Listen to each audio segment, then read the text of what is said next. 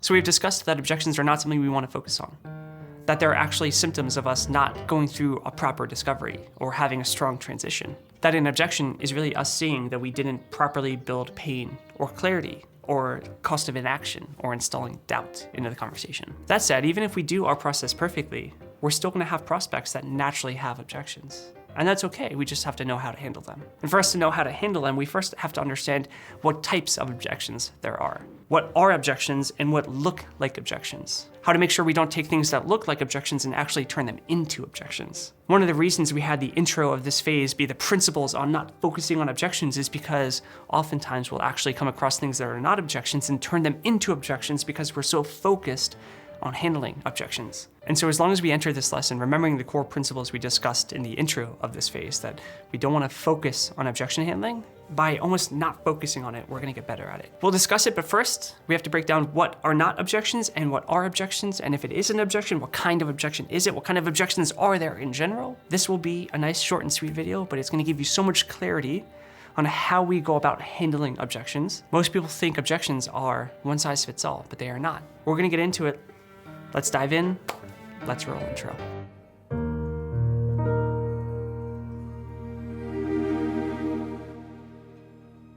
This will be a more technical lesson, so we're going to set the agenda right away. 4 main topics that we're going to cover today. Topic number 1 is understanding the difference between complaints and objections. Topic number 2 is understanding logistical versus uncertainty-based objections. Topic number 3 is breaking down uncertainty-based objections. And topic number 4 is understanding how we amplify objections. Starting with topic number 1, complaints versus objections. And this is actually the 80-20 of objection handling. This is one concept that is so incredibly simple, but so impactful. In fact, when I teach closers the difference between complaints and objections, they oftentimes come back a day or 2 later and say, I had no idea that was gonna work as well as it did. And it's the most actionable thing you can do. See, the actionable, and I'll tell you the stem of why we do this in a second, but the actionable is that in understanding complaints versus objections, what we do just as a new default is when we receive what could be an objection, we just ignore it. I'll show you what that looks like in a second, but let me explain why. Before I even explain why, let me actually explain what a complaint is versus an objection. See, an objection is something that actually halts the sale. Earlier in phase 3, we used the bridge as an analogy to helping people bridge their problems. The bridge being the service or the offering that we are closing on, people driving across as the transition from where they want to go in their current state to the desired outcome. 2 sides of the canyon. And an objection is like a roadblock sitting in front of the bridge. They physically cannot drive across the bridge because there's something stopping them. That's an objection. It is something that halts the sale. A complaint is something that might look like a roadblock and sound like a roadblock, but it's not. It's almost like someone took a hologram of a roadblock and put it in front of the bridge. And you can still drive through perfectly fine. It's not gonna harm the car at all, but it stops people and it makes closers think I have to handle it like a roadblock because it looks like a roadblock. To bring this back to a real life example, to get away from this bridge analogy, which is starting to get a little bit tricky here, let's use a financial objection. Let's say someone says, a prospect says after we drop the price, I can't afford that right now. Versus, that's a lot of money. Which one do you think is the objection? Which one do you think is the complaint? I actually just kind of showed it with my hands and consciously I'm pointing at which one it is, but the objection is, I can't afford that right now. The complaint is, that's a lot of money. They both sound like the same thing. And the reason they sound like the same thing is because they're both about money. And what happens, and the reason that the first lesson of this entire phase was about not focusing on objection handling, is because sales reps that focus on objection handling hear money come in, it's a lot of money, I can't afford that right now, and they treat both like the same. They treat both as if they were an objection that stops the sale. But in reality, if you actually think about it, one stops the sale, one is just a comment. When someone says that's a lot of money, they're not saying I can't do it. They're not saying I'm not willing to do it. They're not saying I can't afford it. They're just saying, whoa, that's a lot of money. If you think about the fact that you might be selling something high ticket and someone doesn't know what to expect and you say it's $10,000, it's very natural for someone to go, whoa, that's a lot of money. It's not saying it's not worth it, or I can't do that, or I don't have that. But what you see are reps get into objection handling techniques right away. And what it does is it gives merit to it. It almost takes the hologram of a roadblock and then turns it into a roadblock. That's why focusing on objection handling can actually be so deadly to your sales, because you hear things that aren't objections and you turn them into objections. Like I said in the last lesson, we manifest objections. When we're looking for something, we often find it. And if we're looking for objections, we often come across them, we often create them. And the first stage of doing that is not dismantling them in our discovery. The second stage of doing that is coming across a complaint and turning it into an objection. The list of complaints and the list of objections are endless on both sides. I can't tell you exactly what is a complaint and what is an objection. Instead, what I can tell you is how to identify the two. See, objections, like we said, they're roadblocks. And when you hear an objection, what you have to specifically hear is something that is them saying, I cannot move forward in the process. I can't afford that, is saying, I can't pay that. I don't have the time to do this right now, is saying, I don't have the time to afford taking this action. Versus, that's a lot of money, or that's a lot to think about. Neither of those are stopping the sale. They're just remarks. See, the other way to think about it is a complaint is often just a remark on something someone is thinking. See, when we're getting into sales calls and we're putting people in so much deep thought, what naturally happens is they express some of that deep thought. We talked about before in discovery that most people don't want to hold on to that pain. They want to externalize it. It's the same with thinking. A lot of people, even if they don't normally think out loud, get into such deep thought that they just verbalize some of the first things that come to mind. And on a high ticket offer, one of those things could be, that's a lot of money. It could be, that's a lot to think about. It could look different than that's a lot of money. It could be, that's more expensive than I thought it would be, or that's more expensive than some of the other people I've talked to. In any of those cases, they're not saying they're not willing to do it or that they can't do it. They're just verbalizing what they're thinking. But what sales reps do, what closers do when they're not experienced, is they amplify complaints into objections. And I'm gonna actually go back into the agenda. Right now, we're in complaints versus objections. I said amplifying objections is number 4. I'm gonna switch that to number 2. Topic number 1 is complaints versus objections. Complaints are things that do not stop the sale. They are remarks that are said out loud. Objections are things that stop the sale. You cannot move forward until this objection is conquered and handled. But topic number 2 is that most closers amplify complaints into objections. They give merit to them. Let's go back to the financial example of I can't afford that right now versus that's a lot of money. And so sales reps go into objection handling mode and they get into financial objection chunk downs, something that we'll get into in the next lesson, but they get into something that looks like this. Hey, I totally understand. Is it cool if I ask you a question? Just to help me build some clarity? Yeah, of course, blah, blah, blah. Just for me to make sure I can best help you.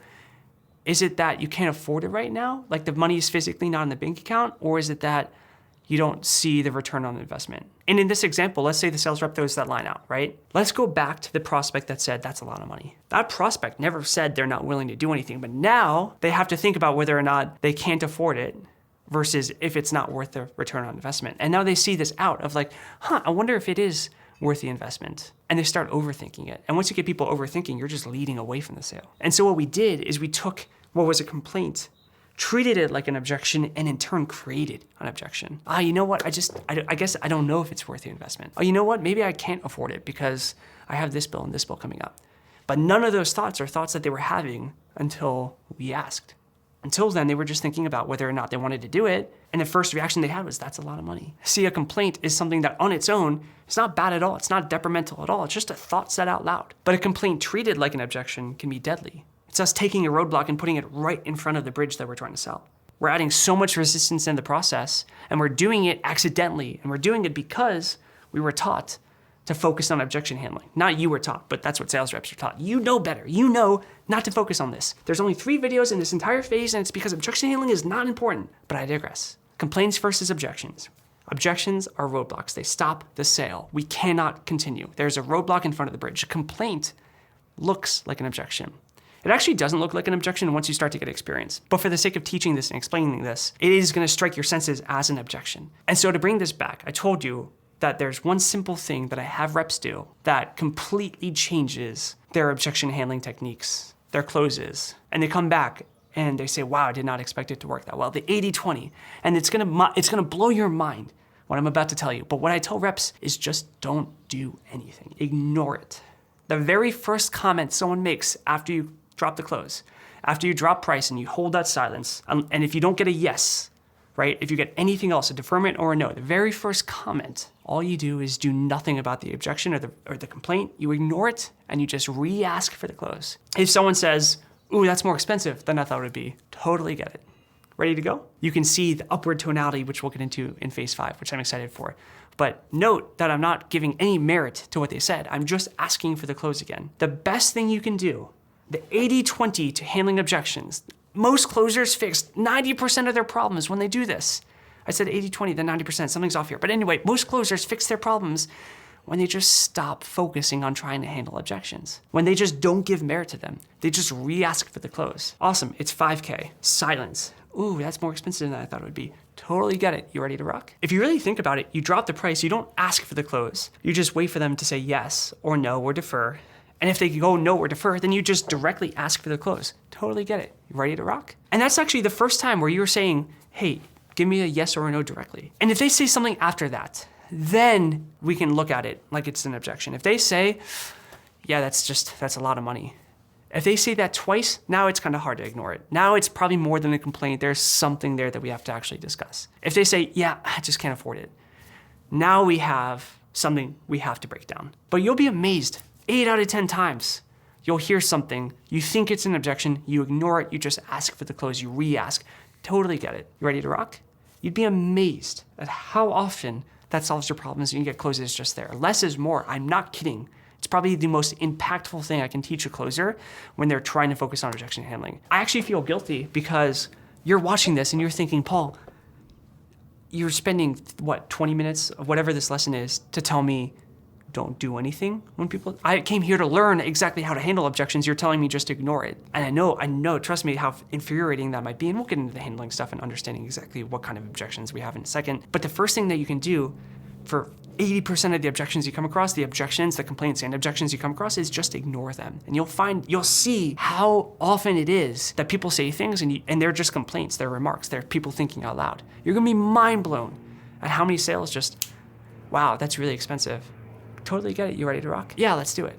You're gonna be mind blown at how often that happens. But like I said, that's the 80-20. There's still the 1 in 5, maybe 2 in 5 that you go through, ignore, ask again, and then they do give that objection or complaint again. They say it the second time, and once they say it the second time, now we have merit. Now we actually have to approach this. Now we have to handle this. And for us to handle it, we have to exactly understand what we're dealing with. What kind of objection is this? Every objection has its own unique way of handling it. And so the first thing we do is what's called a chunk down. We'll get into this in depth when we get into looping objections, but the first thing we have to do is chunk down on whether it's a logistical or uncertainty-based objection. A logistical-based objection is something that happened completely independent of whether or not we did our proper discovery and transition. A logistical-based objection is financial or partner spouse. It's something that sometimes happens independent of whether or not we did our job in discovery and transition. Sometimes it means that we missed one of the topics that we should hit. But a logistical-based objection could be, hey, I would love to do it, I just don't have the money in my bank account right now. It could be, I would love to do it, but the coaching calls sound like they're 2 p.m. EST and I'm not free at 2 p.m. EST. Those are logistical objections. There's nothing about the program or the problem or anything that they don't want to solve. They're not saying they don't want to solve the problem. They're not saying they don't think this works for them. They're saying, I just can't do it because of X, Y, or Z. Normally it's time or money. That's a logistical-based objection. Sometimes spouse and partner also comes into logistical. Sometimes it's, hey, I would love to do it, but this is more expensive than I thought it would be, so I have to talk to my wife about it. There's a part of that is logistical. There's also a part of that is uncertainty-based. That one little area can get a little bit blurry sometimes. But for the most part, logistical objections are actually really easy to handle because it's logistical, it's not uncertainty, meaning we just have to find a solution that works for them that allows them still to get in the program. If it's, I can't afford it, then we get into funding and payment plans and financing. And there's always a way, if someone wants to do something, there's almost always a way to make it happen. We just gotta get creative. Any kind of logistical objection comes down to us just being creative and finding a solution for it. And we'll get into logistical objections more when we get into looping in phase 4 and funding and financing in phase 5. The objections that we're gonna come across that people actually think of as real objections are what's called uncertainty-based objections. Objections that mean anything from, I don't know if I wanna do this, to I don't know if it's worth taking the action, I don't know if this price is worth solving the problem. It's an I don't know. I'm not comfortable. I don't know if I trust you. I don't know if I trust the company. When we come across an uncertainty-based objection, then we know somewhere in the call we did not do our job. This type of objection, uncertainty-based objections, are symptoms of us not doing our job in discovery or transition. It means that somewhere in the call we did not build clarity or install doubt or show them the cost of inaction. And now it comes out as an uncertainty-based objection. And to bring us to topic number 3, there are 3 types of uncertainty-based objections: partner, spouse, doubt, and trust. Partner and spouse being, I don't know if I can do this because I don't know if my partner is gonna support me in doing this, or I don't know if my girlfriend or boyfriend or wife or husband is gonna support me in doing this. I don't know if they're gonna think that I'm crazy for doing this. And if we get a partner-spouse objection, that means that we missed that topic in our discovery. I told you in phase 3 that in discovery, there are 5 to 7 things that we need to make sure we hit. And on some offers in some industries, partner-spouse is one of them. Partner-spouse isn't something that often comes up, but in some industries, like life insurance or B2C mostly, if you're taking money from a family, a lot of the time it's a family decision. It's a household decision. And so a wife and a husband will look at that together. In offers like that, we have to get into the partner-spouse conversation. Same with B2B to an extent. With B2B, are there two business partners? And if so, do both partners have to play into the conversation? A doubt objection means that we didn't instill doubt into the conversation, meaning they think they can do it on their own because they don't recognize how challenging the problem is. And the illogical fallacy there is if they can do it on their own, then they would have already done it on their own. They wouldn't have that problem. And on the other end, it could be that we didn't build clarity on the problem in our discovery and we didn't get alignment in the methodology of our transition. A doubt objection is my favorite uncertainty-based objection because handling them is fun, but it also means that we really did miss something in our discovery and transition, so it means that we have more room to improve on. The third type of objection is trust. Trust is, I don't either trust you, I don't trust the solution that you're offering, or I don't trust the company. And that trust stems from different things. If they don't trust you, it's maybe because we don't have the modern day suit on and they don't trust the impression that you gave off right away. Or maybe they don't trust you because you gave off the exact stigma of the sales reps they were expecting to deal with. We weren't different than what they were expecting. We didn't put chaos on the chessboard. It could also be that they don't trust your company.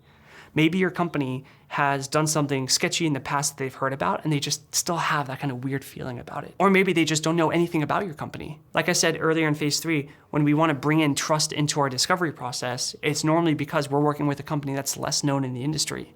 A company less known in the industry has to teach prospects who it is before they feel comfortable purchasing. So a trust objection, specifically a trust objection of lack of trust for the company, could be that that prospect is too premature to actually be taking a sales call, and we missed that in discovery. We didn't prolong the call to give us a better chance of closing, like we mentioned in phase 3. The last type of trust objection is trusting the solution. And really what this means is that they don't trust that what we're saying will get them from A will get them to B. They don't believe that the bridge, the methodology, will actually work for them or in general. And what this indicates is that we messed up somewhere in our transition. We didn't give them actionables that they actually agree with, or we didn't correctly get alignment on those actionables.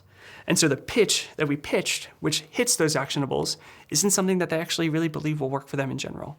And so that comes out as a trust objection. And so if we zoom out, the kind of pyramid, if you will, is that it always starts with either complaints or objections. And then if it is an objection, if someone says the same thing twice, if we ignore it, reclose, and they say an objection again, then we have to treat it like an objection. And in objections, there are two types, logistical and uncertainty. And in uncertainty objections, we have partner spouse, which kind of would go in the middle of the logistical and uncertainty, if you will, doubt and trust. In logistical, it often comes down to sometimes partner spouse, but mostly timing, or money. Just like in discovery, we have to create a problem chart to look for symptoms, and then based on different symptoms, we understand the root issues that we have to build clarity on. In objection handling, we have to understand that chart because it allows us to chunk down. When we get into looping objections in the next lesson, we're going to discuss what questions we have to ask in order to find out what kind of objection we're dealing with. That's called chunking down. And in order to do that effectively, we have to understand the flow chart and understand what phase of the flow chart we're in and what options we have to start to dissect between. Understanding the different types of objections or non-objections, complaints,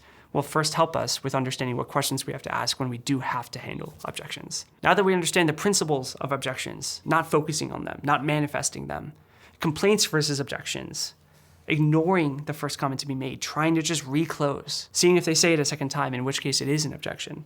Now that we understand what types of objections we have, now we're finally ready to actually understand how to handle objections, how to loop, how to use tie downs, how to use anchor points from earlier in the conversation. That is the next lesson in this phase. That is the last lesson in this phase. And before we get there, before I sign off, before I say happy hunting, I just want to remind you that objection handling is not where we want to set our priority.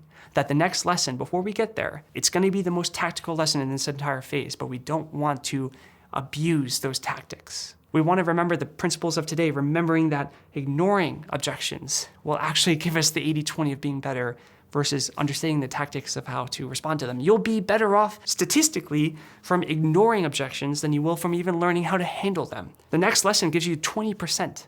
This lesson gave you 80%. I want to make sure you can squeeze all the opportunities, so of course we're going to get into how to actually handle the objections, chunking down, looping, tie downs, etc. We're going to get into it on the next lesson. Of course, you need to know that. First thing from this entire lesson that I want you to remember is just ignoring objections at the end of a call literally will be the 80-20. It'll blow your mind on how many more deals you close by ignoring objections or what you think are objections, rather than if you try to tactically close and handle each complaint that you get. I hope this lesson helped. I hope that you heed to my advice and my warnings.